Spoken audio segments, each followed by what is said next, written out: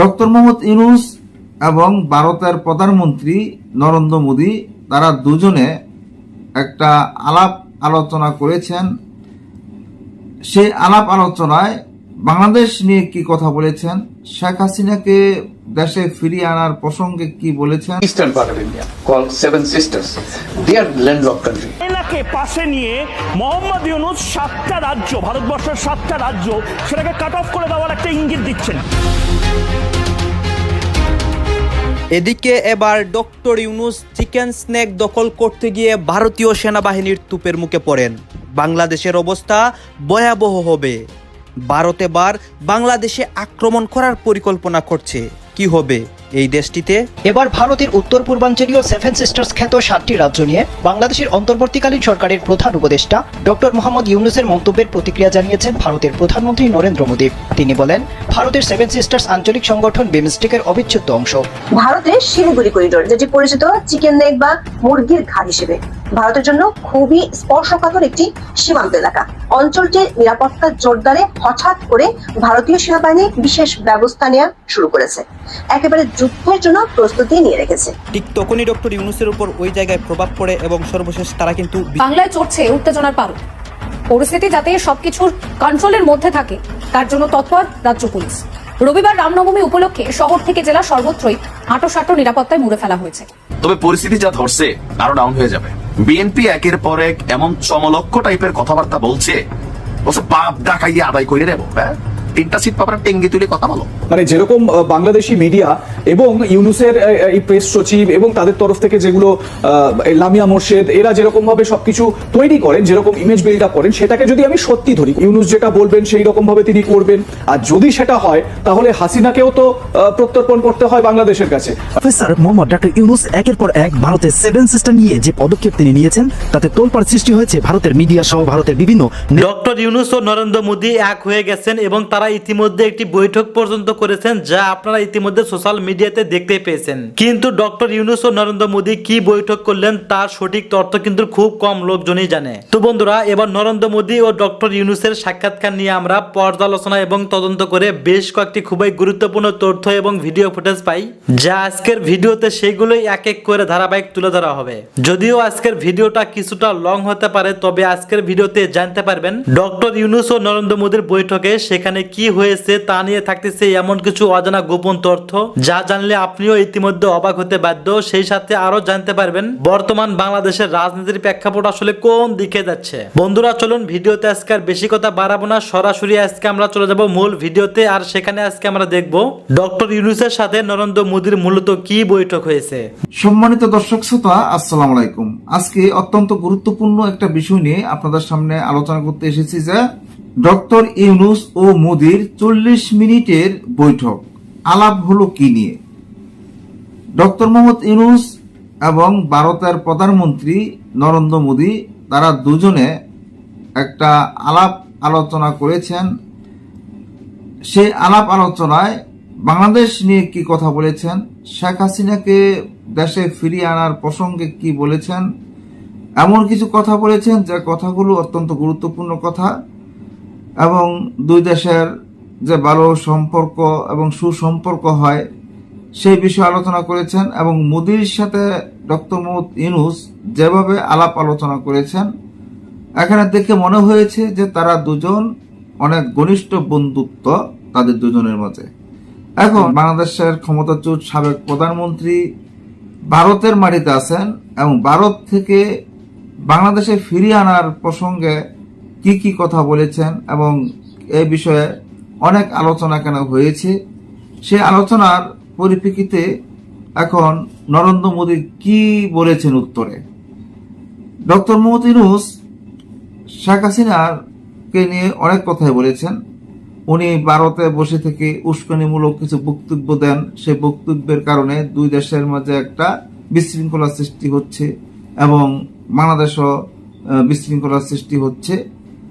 আজকে সেই বক্তব্যগুলো কতটুকু সত্য মিথ্যা, এবং নরেন্দ্র মোদী বলেছেন যে বাংলাদেশের সংখ্যালঘুদের উপরে অত্যাচার নিপীড়ন চলছে।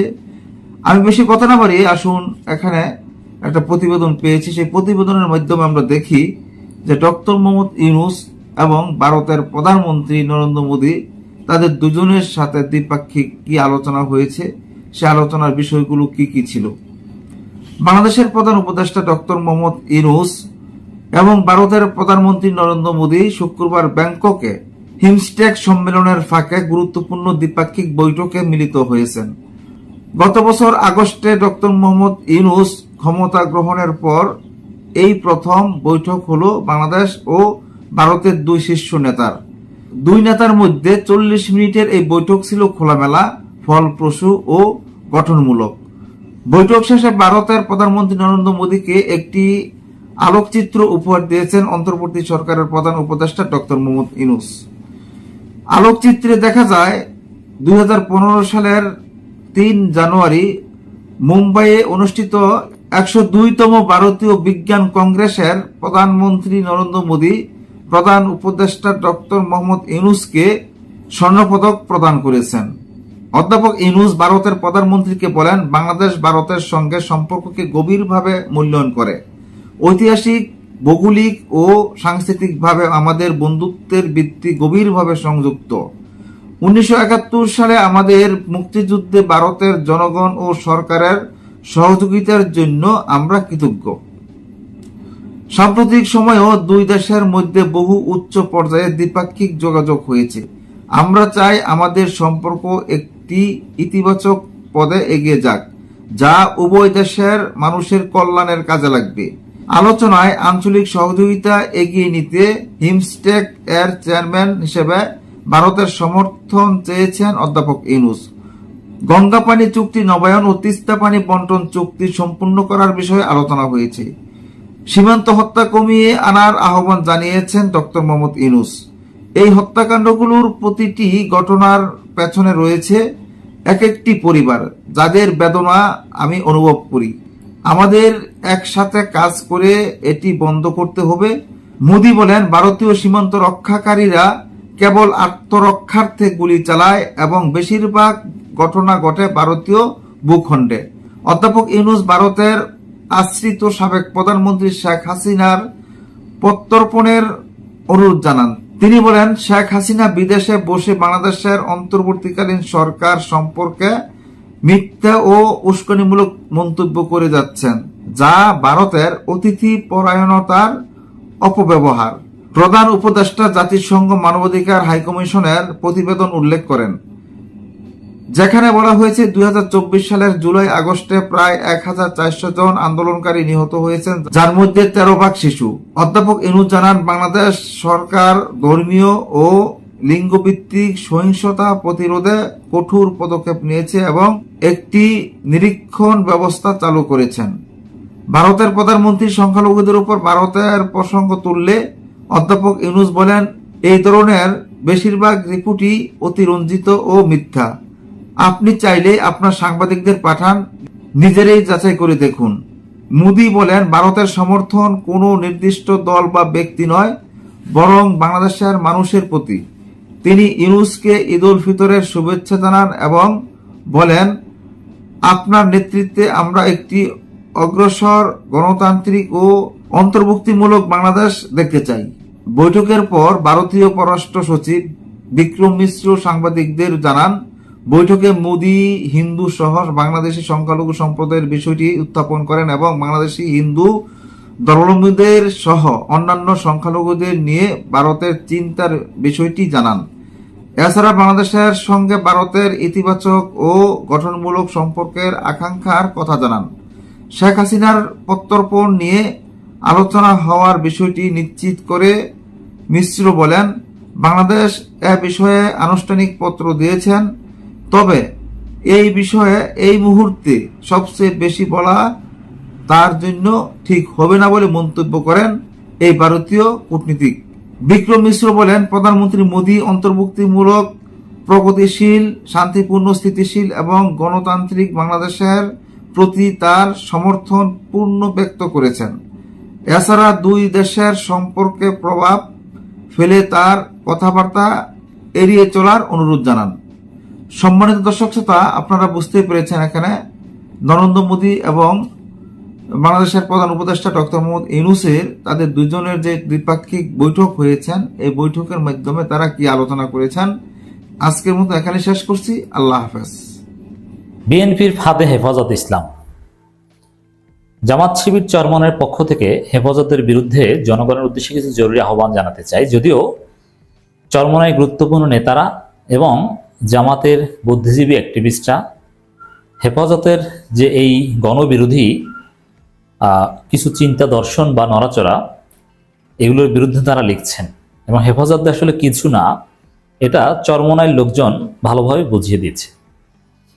দর্শক, আপনারা অলরেডি খবর জেনে গিয়েছেন। আমরা এটা বিশ্লেষণ করবো, হেফাজতকে কঠিন জবাব দিব এবং জনগণকে সচেতন করবো যে না, হেফাজত এটা একটা ধৈর্য অর্গানাইজেশন, এটা একসময় কার্যকর ছিল, কিন্তু যেই হেফাজত শেখ হাসিনাকে কৌমি জননী উপাধি দেয়, সেই হেফাজত যে কত বড় ধৈর্য অর্গানাইজেশন এটা বুঝতে এতে বিশ্লেষক হওয়ার দরকার নেই। বিএনপির সঙ্গে বৈঠকের পর হেফাজতে দ্রুত নির্বাচন চায়, যেখানে দ্রুত নির্বাচন এটা একটা ভারতের ফাঁদ, এটা আমরা সবাই জানি। দ্রুত নির্বাচন মানে সংস্কারের বিরোধিতা, দ্রুত নির্বাচন মানে ভারতের বন্দোবস্তে কারচুপি নির্বাচন করা।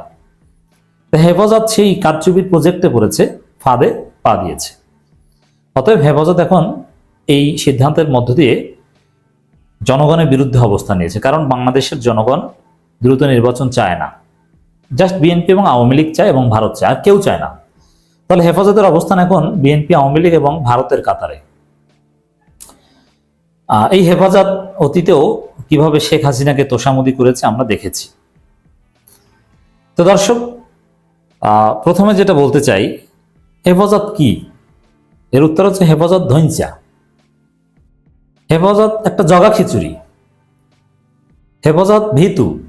এরা 5 মে পালিয়েছিল, তার কোনো প্রতিশোধ নিতে পারেনি, এমনকি মামলা করা থেকে শুরু করে অন্য কিছু তারা করতে পারেনি, এটা অন্যের সহায়তা করেছে। কতজন মানুষ মারা গিয়েছে 5 মে 2013, এটাও হেফাজত বলতে পারেনি। তারা একটা অযোগ্য, মানে এতটাই অযোগ্য যে আওয়ামী লীগ তাদেরকে ইউজ করেছে এবং তারা আওয়ামী লীগের দালালি করেছে। এমনকি আওয়ামী লীগ ধাওয়া দিলে তারা দৌড়তো। মামরুল হক সাহেব সহ কয়েকজন নেতাকে আটকালেন, তারপরে মামরুল হক সাহেবদেরকে বাদ দিয়ে হেফাজত ইসলাম কমিটি গঠন করলো। এর মানে হেফাজতের এরা যে কত দুর্বল ভিত্তির উপর, এটা বুঝতে এর চাইতে বেশি কিছু তথ্য দরকার নেই। যে আওয়ামী লীগ কয়েকজন গ্রেপ্তার করেছে, চাপ দিয়েছে, আর মামুনুল হকদের বাদ দিয়ে হেফাজত একটা কমিটি গঠন করে দিয়েছে। হেফাজত কি করেছে গত 5-7 বছরে? কি করেছে? 2013 সালে একটু নাড়াচাড়া দিয়ে ব্যর্থ হয়েছে। আর কি করেছে বলেন? যে ইসলামের হেফাজতে তারা কি করেছে? হাসিনার মতো ফ্যাসিস্টের বিরুদ্ধে তারা কি করেছে? বরং এই হেফাজতের আমির, যিনি এখন জামাতের সাথে জোটের কোনো সম্পর্ক, আচ্ছা জামাতের সাথে জোট প্রশ্ন, এই প্রশ্নটাই তো অমূলক প্রশ্ন। হেফাজত কি কোনো রাজনৈতিক সংগঠন? হেফাজত কি? হেফাজতের মধ্যে খেলাফত মজলিসের 2 গ্রুপের লোক আছে, ইসলামী ঐক্য জোটের লোক আছে, আরো বিভিন্ন দলের লোক আছে। অতএব এটা যেহেতু বিভিন্ন দলের লোক আছে, একটা অরাজনৈতিক সংগঠন, তাদের সাথে জামাতের জোট প্রশ্নটাই তো অমূলক। হেফাজতের আমিরের কি মাথায় সমস্যা? তিনি এই কথা বলেন কেন? জোট প্রশ্নটাই তো অমূলক, তো জোট হবে না, এটা কোনো প্রশ্ন না। আবার এই হেফাজতের আমির এরা যে কি, হাসিনা যে কিভাবে এদের ব্রেইনে ইনজেকশন দিয়েছিল, এই হেফাজতের আমির বলেছিল যে আওয়ামী লীগ শেখ হাসিনা 200 বছর ক্ষমতায় থাকলেও আমাদের আপত্তি নেই। আপনারা ভুলে গেছেন, যারা জানেন না তারা বলছে, এই হেফাজতের আমির, বর্তমান আমির বলেছেন আওয়ামী লীগ 200 বছর ক্ষমতায় থাকলেও আমাদের আপত্তি নেই। এখন আওয়ামী লীগ তো নাই। দেখেন, আওয়ামী লীগ থাকলে হেফাজত আওয়ামী লীগের দালালি করলেও অ্যাটলিস্ট জনগণের একটা প্রত্যাশা ছিল যে হেফাজত ইসলাম কিছু বলবে, বলুক। যেমন 2013 সালে 4টা সিটি কর্পোরেশন নির্বাচনে যে আওয়ামী লীগ হেরেছিল ওই 5 মের ঘটনার পর, এটার কারণ ছিল 14 সালে, এটার কারণ ছিল কিন্তু হেফাজতের একটা ভূমিকা। মানে হেফাজত যদি আওয়ামী লীগের বিরুদ্ধে বলে তাহলে জনগণের সাড়া পায়, আর হেফাজত আওয়ামী লীগের মাধ্যমে ম্যানেজ হয়ে গেলে জনগণ হেফাজতকেও গালি দেয়, আওয়ামী লীগকেও গালি দেয়। অতএব হেফাজত ওই 2014 সালের পর আর কিছুই করতে পারেনি। আওয়ামী লীগের লোকজনের ঘাঁটি ছিল, তারা এই বড় বড় আওয়ামী লীগ নেতারা এই হেফাজতের দরবারে যেতেন, এবং যারা প্রচন্ড হাসিনা বিরোধী ছিল তাদেরকে হেফাজতের কমিটি থেকে বাদ দিত। আপনারা যারা না জানেন তাদের অবগতির জন্য জানাচ্ছি, হেফাজত ইসলামের আমির আহমদ শফির ছেলে আনাস মাদানি কত বড় আওয়ামী লীগের দালাল ছিল, আবার ফরিদউদ্দিন মাসুদরা হেফাজতের উপর প্রভাব বিস্তার করত। অতএব এই হেফাজত বিএনপির ফাঁদে পড়েছে, তাদেরকে ছাড় দেওয়ার কোনো সুযোগ নেই। তারা অনেকটা অপদার্থ টাইপের সংগঠন। আমি বলি যে হেফাজত ইসলাম অ্যাট প্রেজেন্ট একটা ধৈর্য অর্গানাইজেশন, ওগুলো কোনো কার্যকারিতাই নেই। আওয়ামী লীগ ক্ষমতায় থাকলে কিছুটা এক্সপেকটেশন থাকতো যে না, হেফাজতের লোকজন যদি আওয়ামী লীগের বিরুদ্ধে বলে তাহলে একটা প্রভাব আছে। তা আওয়ামী লীগ ক্ষমতায় নাই মানে হেফাজতের প্রতি কোনো এক্সপেকটেশনই নেই। যেমন আহলে হাদিস বা এই টাইপের সংগঠনগুলো একদম অপ্রাসঙ্গিক হয়ে গিয়েছে আওয়ামী লীগ চলে যাওয়ার সাথে সাথে। হেফাজত অপ্রাসঙ্গিক, বিশেষ করে 5 আগস্টের পর। অথবা এটা নিয়ে সিরিয়াস হওয়ার কিছু নেই। হেফাজত অরাজনৈতিক, এদের ভূমিকা এরা নির্বাচন চাইলেও বা না চাইলেও এর কোনো প্রভাবই নেই, এগুলোর কোনো গুরুত্বই আমি দেখি না। কিন্তু তারপরও এই ভারতের অ্যালাইনমেন্টে অবস্থান করার কারণে আমরা এদেরকে সমালোচনা করব এবং এদেরকে গালি দেব। হেফাজতের আমির, তার সমস্যাটা কোথায়? তিনি আলেম হিসেবে অনেক ভালো আলেম, কিন্তু আমি যতদূর জানতে পেরেছি যে তার সমস্যা হচ্ছে তার মাথায় সমস্যা। এর মানে তিনি মানসিকভাবে সুস্থ নন, তার ব্রেইন ঠিকমতো কাজ করে না, তার মানসিক ভারসাম্য নেই। অতএব যার মানসিক ভারসাম্য নেই এরকম একজন ব্যক্তির কথাকে আমরা গুরুত্ব দিতে চাই না। কিন্তু তিনি যতদিন পর্যন্ত সুস্থ মস্তিষ্কের ছিলেন, অনেক বড় জবরদস্ত আলেম ছিলেন, কোনো সন্দেহ নেই। তার এলেম, তার আমানতদারিতা, তার তাকওয়া, এগুলো নিয়ে আমাদের কোনো প্রশ্ন, এগুলোকে আমরা সর্বোচ্চ সম্মান করি। কিন্তু তিনি নাকি ঠিকমতো অনেককে চিনতে পারেন না, অথবা আমাদেরকে অনেকে এই কথাও বলেছে যে হেফাজত, এমনকি পিনাকি ভট্টাচার্য বলেছে যে হেফাজতে আমির আসলে সুস্থ নন, তার পাশে কিছু সুবিধাবাদী লোক আছে, তারা তার মাধ্যমে কিছু কথা বলায়, জামাতের সাথে জোট হবে না, অমুক, এগুলো বলায়। অতএব এই যিনি অসুস্থ বা যে সংগঠনের আমিরের ব্রেইন কার্যকর না, যে সংগঠন 5 আগস্টের পর অপ্রাসঙ্গিক হয়ে গিয়েছে, এই সংগঠন এটা জনগণ কর্তৃক প্রত্যাখ্যাত একটা সংগঠন। তবে দেখেন, এই জামাতের চাইতে চরমনাইয়ের লোকজন হেফাজতের বিরুদ্ধে বেশি বলছে, চরমনাইয়ের বড় বড় নেতারা বলছে। দেখেন, চরমনাইয়ের একসময় তীব্র সমালোচনা করেছি এবং সমালোচনার জায়গাটায় আমরা এখনো ইস্তেকামাত আছি। যে পয়েন্টে সমালোচনা করতাম সেগুলো তখন যে ভুল বলেছি এ কথা কখনোই বলবো না। আমরা বরং বলবো যে চরমনাইয়ের প্যারাডাইম শিফট হয়েছে। হ্যাঁ, তাছাড়াও চরমনাইয়ের রাজনীতির কিছু দিক ছিল ইউনিক এবং দূরদর্শী, কিছু দিক ছিল চরমনাইয়ের স্মার্টনেস। যেমন হেফাজতের কবলে সবাই পড়লেও চরমনাই হেফাজতের কবলে পড়েনি। চরমনাই একটা স্বতন্ত্র বোধ বজায় রেখে চলেছে। তো চরমনাইয়ের এই অবস্থানগুলো যে দূরদর্শী ছিল এখন প্রমাণিত হচ্ছে যে চরমনাই কখনো হেফাজতে ওইভাবে ছিল না। আর এখন যে হেফাজত গণবিরোধী অবস্থান নিয়েছে, এক্ষেত্রে তো চরমনাইয়ের বিজয় হয়েছে। বিএনপি লিয়াজু কমিটির সঙ্গে বৈঠক করেছে হেফাজত ইসলামের নেতারা। আচ্ছা, এখন লিয়াজু কমিটি দিয়ে কি করবে? ঘোড়ার ডিম করবে? লিয়াজু কমিটি, এখন কি আন্দোলন চলছে? লিয়াজু কমিটি মানে কি? যুগপৎ আন্দোলনের জন্য একটা কমিটি, এখন কি আন্দোলন আছে? তাহলে লিয়াজু কমিটির বৈঠক কেন? মানে সব উল্টাপাল্টা। শনিবার গুলশানে বিএনপির চেয়ারপারসন রাজনৈতিক কার্যালয়ে বৈঠক হয়। হেফাজত নেতারা জানিয়েছেন বিএনপির মতো তারা দ্রুত নির্বাচন চান। দেখেন, হেফাজতের কাছে বিএনপি গিয়েছে তা না, বিএনপির কাছে হেফাজত এসেছে, তারা নির্বাচন চায়। বৈঠকে বিএনপি মহাসচিব মির্জা ফখরুল ইসলাম আলমগীর, স্থায়ী কমিটির সদস্য সালাউদ্দিন আহমেদ। দেখেন, এই যে আগে হাসান মাহমুদ যেরকম হেফাজত ডিল করতেন, আসাদুজ্জামান ডিল করতেন, এখন ওই হাসান মাহমুদের চরিত্রে অভিনয় করছে সালাউদ্দিন আহমেদ। হেফাজতের মহাসচিব মাওলানা সাজিদুর রহমান, নায়েবে আমির ডক্টর আহমদ আব্দুল কাদের, এরা তো অন্য দলের নেতা। যুগ্ম মহাসচিব মাওলানা মাহফুজুল হক, মাওলানা মহিউদ্দিন রব্বানী, মাওলানা বাহাউদ্দিন জাকারিয়া, মাওলানা জুনায়েদ আল হাবিব, মাওলানা আইজুল হক ইসলামাবাদী, মুফতি মনির হোসেন কাসিম বৈঠকে অংশ নিয়েছেন। যাই হোক দর্শক, এখানে আরো অনেক রাজনৈতিক দলের নেতারা ছিল। আগামী নির্বাচন ধর্মভিত্তিক দলগুলোর কাছে টানতে বিএনপি এবং জামাত ইসলামী। এই সময় বিএনপি নেতাদের সঙ্গে বৈঠকের বিষয়ে মহিউদ্দিন রব্বানী বলেন, বিএনপি দ্রুত নির্বাচন চায়, হেফাজতও তাই চায়। হেফাজতের ব্যানারে কেউ নির্বাচনে অংশ নেবে না, তবে সংগঠনের নেতারা নিজ নিজ দলের হয়ে নির্বাচন করবেন। তো দর্শক, এগুলো যারা তাদের ওই আমির ছাড়া কাউকে কেউ চেনে না, যেমন মামুনুল হক চিল্লাচিল্লি করে বক্তব্য দিতে পারেন, কিন্তু তার কোনো ভোট আছে? তিনি কোথাও এমপি তো দূরের কথা, তিনি চেয়ারম্যান হতে পারবেন বলে আমি মনে করি না। আলেম হিসেবে তার অনেক, বা চিল্লাচিল্লি হিসেবে অনেক পপুলারিটি, কিন্তু নির্বাচনে তিনি জিরো।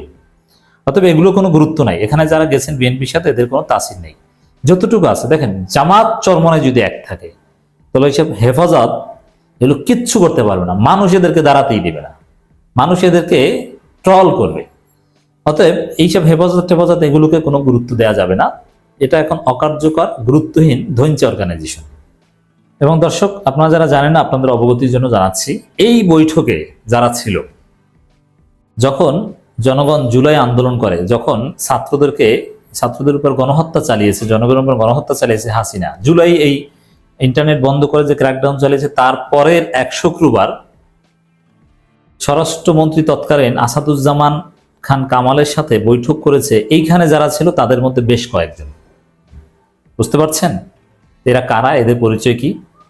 তো এরা যে যেখানে সুযোগ আছে সেখানে আছে। অতএব এই সুযোগবাদীদের আর জায়গা রাজনীতিতে হবে না। জামাত চরমনে ঐক্যবদ্ধ হন, এদেরকে আমরা সাইজ করে দিব। নিউ ইয়র্ক টাইমসে বাংলাদেশে জঙ্গিবাদ বা ইসলামী উগ্রবাদ মাথাচাড়া দেওয়ার একটা সম্ভাবনা আছে বলে রিপোর্ট করা হয়েছিল। আমরা ডিনায়াল, আমি বারবার বলছি, সরকার শুধু না, সরকারের বাইরে থেকে আমরা ডিনায়াল দেখেছি। এখন কথা ছিল এই ঘটনা ঘটার পর এটাকে কগনিজেন্সে নিয়ে, প্রিভিয়াসলি ঘটা প্রত্যেকটা ঘটনা নিয়ে নতুন করে অভিযান পরিচালনা করা, তদন্ত করা। কিন্তু না, নতুন ঘটনাও ঘটছে এবং প্রত্যেকটা সরকারের নিস্পৃহতার কারণে। এখন এই ঘটনা যেটা ঘটেছে, যেটা নিয়ে আজকে কথা বলতে চাই, যে নিউ ইয়র্ক টাইমসের রিপোর্টের পর আমি ক্ষেত্রে একটু যোগ করে রাখি, প্রথম রিপোর্টটা অনলাইনে এসেছিল, পরে কিন্তু ওটা ওদের প্রিন্টেড ভার্সনে অলমোস্ট পুরোটাই এসছে। সুতরাং আমাদের এটা মাথায় রাখতে হবে, ব্যাপারটাকে সিরিয়াসলি নেওয়া দরকার। সেই রিপোর্টের পরও বাংলাদেশে যা ঘটছে, এইরকম ঘটনা অনেক ঘটেছে, কিন্তু এটা এই রিপোর্টের পর বলে এটা আলাদা গুরুত্বের দাবি রাখে। একটা হেডলাইন, কাপাসিয়ায় মুসল্লিদের বাধায় আপন দুলাল নাটকের মঞ্চায়ন বাতিল। ওনারা অনেক দিন ধরে নাটক, রীতিনাট্য, পালাগান মঞ্চায়ন করছিলেন। এটা 52তম আসর ছিল, খেয়াল করি 52তম, কখনো ইন্টারাপ্টেড হয়নি। তখন ওখানকার একজন নাট্যকর্মী তিনি বলছেন, বাজারে বসেছিলেন, মসজিদের ইমাম মোহাম্মদ আজিজুল হক, মসজিদের সভাপতি সিরাজুল ইসলাম সহ কয়েকজন মুসল্লি এসে নাটক মঞ্চায়ন করতে নিষেধ করেন। শাহাদাত বলেন, যিনি নাট্যকর্মী, আপন দুলাল একটি গীতিনাট্য, এটি নারী বিবর্জিত একটি নাটক, এতে নারীর কোনো অভিনয় নেই, পরিশীলিত নাটক, অথচ এই নাটকটি মঞ্চে গড়াতে দেয়নি তারা। এতদিনের প্রস্তুতি, শ্রম, উদ্যোগ সব ভেস্তে গেল। ইমাম বলছেন, সমাজে একটি খারাপ প্রভাব পড়ার আশঙ্কায় স্থানীয় ধর্মপ্রাণ মুসল্লিরা নাটক আয়োজক কমিটিকে সেটি অনুষ্ঠিত না করার জন্য অনুরোধ করে। তারাও সমাজের ভালোর জন্য শেষ পর্যন্ত সেই নাটক অনুষ্ঠান করেননি। এখানে এককভাবে কেউ নিষেধ করেনি। আমরা দেখেছি নাট্যকর্মী কি বলেছেন। স্থানীয় মুসল্লি ও সর্বজন শ্রদ্ধেগণ্যমান্য ব্যক্তিরা সিদ্ধান্ত নিয়ে আয়োজকদের অনুরোধ করেছেন। মসজিদের সভাপতি মোহাম্মদ সিরাজুল ইসলাম প্রথম আলোকে বলেন, খুব মন দিয়ে খেয়াল করি, আমরা সমাজের মুসল্লি ও গণ্যমান্য ব্যক্তিরা সিদ্ধান্ত নিয়ে নাটক বন্ধ করে দিয়েছি। শুধু রানীগঞ্জ নয়, পুরো দুর্গাপুর ইউনিয়নে আর কখনো কোনো নাটক অনুষ্ঠিত হতে দেওয়া হবে না। এই সিদ্ধান্ত তাদের জানিয়ে দেওয়া হয়েছে। এসব করলে সমাজে খারাপ প্রভাব পড়ে। আমি আগেও একটা কথা বলেছি, আগেও মেয়েদের ফুটবল থেকে শুরু করে অভিনেত্রীরা দোকান উদ্বোধন, এরকম আরও বেশ কিছু ঘটনায় কিছু মানুষ প্রকাশ্যে তাদের অন রেকর্ড, এই যে এখানে ইমাম এবং পরবর্তীতে মূলত মসজিদ কমিটির যিনি সভাপতি, আমি জানি না তার এত হ্যাডামের উৎস কোথায়, ওনারা এইভাবে ঘোষণা করছেন হতে দেয়া হবে না, খুব স্পষ্টভাবে ঘোষণা করছেন, শুধু ওখানে না, পুরো ইউনিয়নে আর কখনো। এই হচ্ছে পরিস্থিতি, এই হচ্ছে প্রেক্ষাপট। এখন এই যে ঘটনাটা ঘটলো, কি কথা ছিল এরপর মুহূর্তে সরকার এটার বিরুদ্ধে ব্যবস্থা নেবে এবং সরকার এটাকে ভিজিবল করবে। ভেরি ইম্পর্টেন্ট, সরকারকে এখন ভিজিবল করাও দরকার, কারণ এই বদনাম এই সরকারের হয়ে গেছে। তারা এই ধরনের ইসলামী উগ্রবাদী লোকদেরকে প্রশ্রয় দেয়। মানে বাংলাদেশকে যদি কেউ খেলাফতি রাষ্ট্র বানাতে চান, এই দেশে নাটক হবে না বা অন্য আরও কি যেন তারা চান, সেটা আসলে অস্ত্র হাতে যুদ্ধ করে খেলাফত কায়েম করে করতে হবে। এটাও কেউ করতে পারেন, কেউ যদি মনে করেন করবেন। কিন্তু এই গণতান্ত্রিক ব্যবস্থা, এবং আমাদের কিছুদিন আগে ধর্ম উপদেষ্টা রাইটলি বলেছেন এটা একটা সেকুলার স্টেট, মানে এটা অন্তত ধর্মভিত্তিক রাষ্ট্র না। সুতরাং ধর্মের সাথে সাংঘর্ষিক, এই যে ধর্মের সাথে সাংঘর্ষিক বললাম, এটাও যথেষ্ট ডিবেট। অনেক ইস্যুতে ধর্মগুরুরা ধর্মের বিভিন্ন ভার্সনে ডিবেট করেন। ওই যে বললাম, মাজারও কেউ মনে করেন যে তার ধর্মের চর্চার সাথে জড়িত, কেউ এটাকে আবার ভয়ঙ্কর অপোজিশন মনে করেন। নট অনলি দ্যাট, আমরা রিসেন্টলি দেখেছি অতি আলোচিত, অতি ফলোয়ারওয়ালা ধর্মগুরু আরেক অতি আলোচিত, অতি ফলোয়ারওয়ালা ধর্মগুরুকে কাফের বলছেন। এইসব ঘটনা আমাদের চোখের সামনে ঘটছে। যাই হোক, বাংলাদেশ একটা ধর্মভিত্তিক, ধর্মতাত্ত্বিক, ধর্মীয় রাষ্ট্র নয়। এখানে এগুলো হতে পারবে না, আসলে কারো ইচ্ছে হলে যাবে না। এবং ইমাম সহ আর যারা এটাকে ধর্মের দৃষ্টিতে অপরাধ, অনৈতিক, পাপ মনে করেন, তারা তাদেরকে কনভিন্সও করার চেষ্টা করবেন। প্রচুর ওয়াজ হয় বাংলাদেশে, মানে অসংখ্য ওয়াজ, মসজিদের বয়ান, এগুলো সবই চলছে। মানুষকে মোটিভেট করা তাদের কাজ আছে, তারা করুন, যারা যাবে না যাবে না। কিন্তু ওই যে বারবার বলছিলাম যে বাংলাদেশে একটা ন্যারেটিভ তৈরি, এই যে 52 বছর ধরে এটা চললো, এই বছর এসে থামলো। কেউ বলবেন এতগুলো নাটক হয়েছে, এ একটা গেলে কি হয়, এই ধরনের একটা টোন।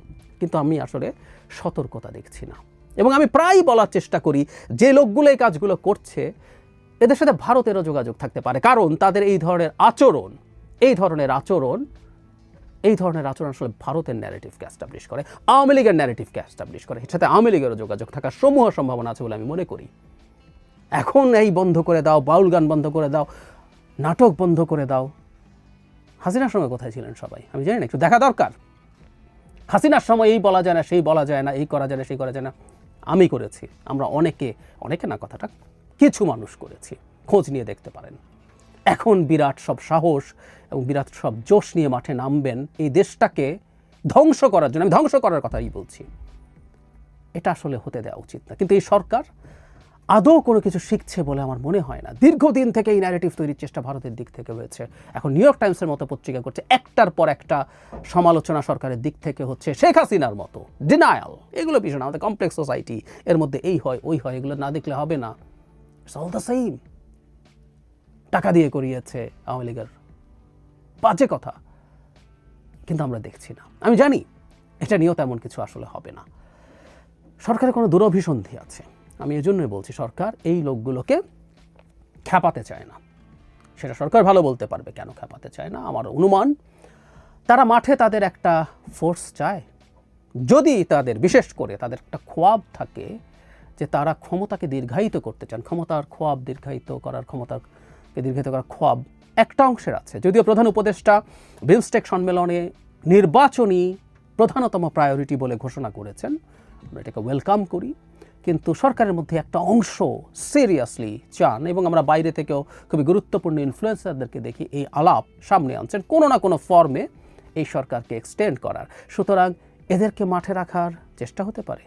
যদি বিএনপি বিশেষ করে নির্বাচনের দাবিতে মাঠে নামে, তার একটা কাউন্টার ফোর্স হিসেবে বিএনপি নির্বাচন চাইছে এবং তারা মাঠে নামবে।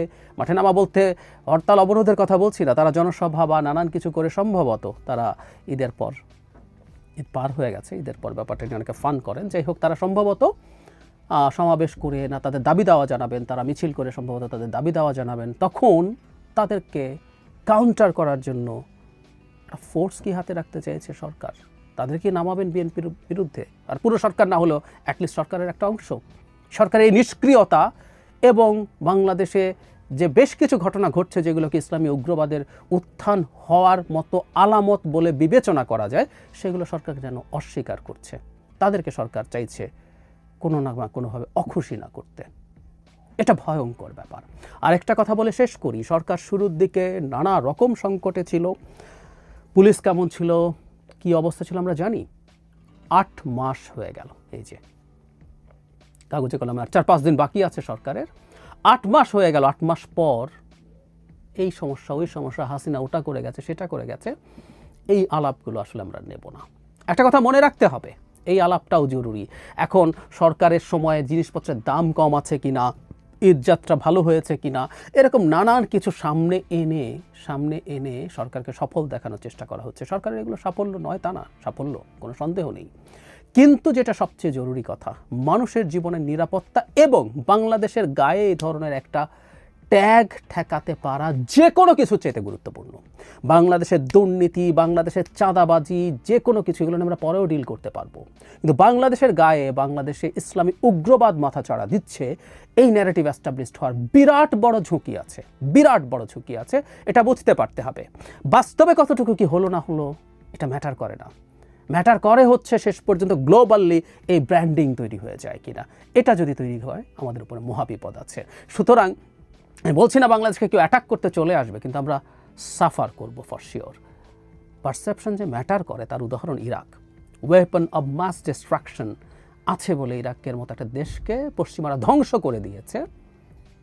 শেষ পর্যন্ত জানা গেল ওটা জাস্ট কনস্ট্রাক্টেড একটা ন্যারেটিভ ছিল। ওটার কোনো সত্যতা ছিল না। কিন্তু ইরাক তো ধ্বংস হলো, ইরাক তো ধ্বংস হলো।